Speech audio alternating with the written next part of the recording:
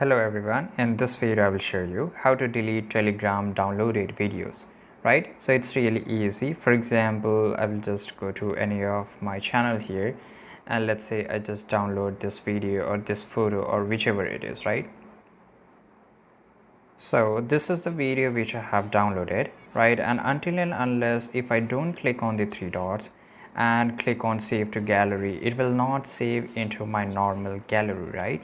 So there's a two option to play a video or delete a video. I can just go here, click on the three dots and I can just delete it from here, or if I just go and click on save to my gallery, now here I will get this option of only I will select this media just for example.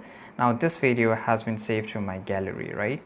Now I can just go to my gallery section here and let me take you to my video section, and here it is available. Now I can just go here, click on the three dots. Now here I will get this option to delete it, which is here, and I will just tap on delete, right? So this is how you can just delete Telegram downloaded videos. I hope you found this video very useful. Subscribe.